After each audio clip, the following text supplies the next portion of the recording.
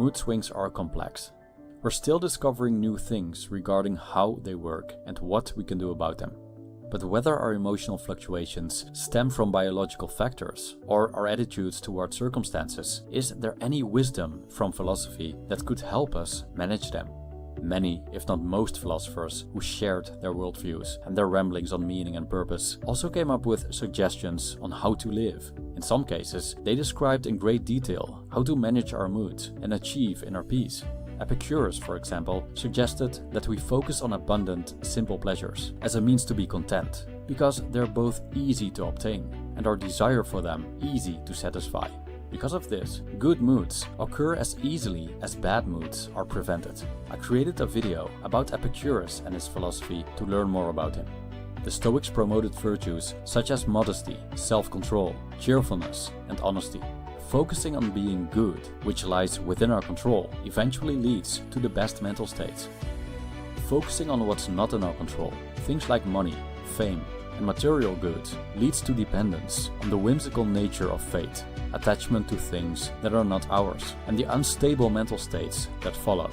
I've created many videos on Stoic philosophy if you wish to learn more. Buddhist monk Ajahn Nyanamoli shares interesting viewpoints about depression in one of his videos.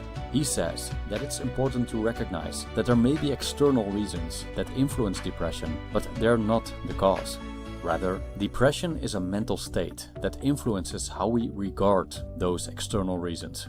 We can uproot depression and any unpleasant mental state for that matter if we train our minds to become less entangled with circumstances. One of the methods he proposes is sense restraint. He also mentions that if depression is already affecting us, we shouldn't resist its unpleasantness, because if we don't resist it and thus accept it, then it cannot get a hold of us.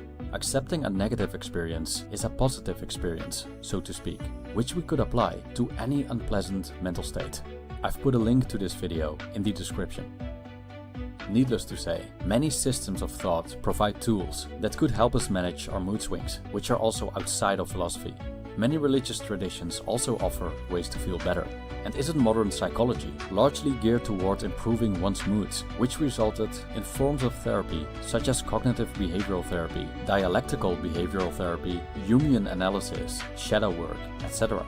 It only shows that humans have been concerned with mood fluctuations for a long time. Mood swings are of all ages. Roman emperors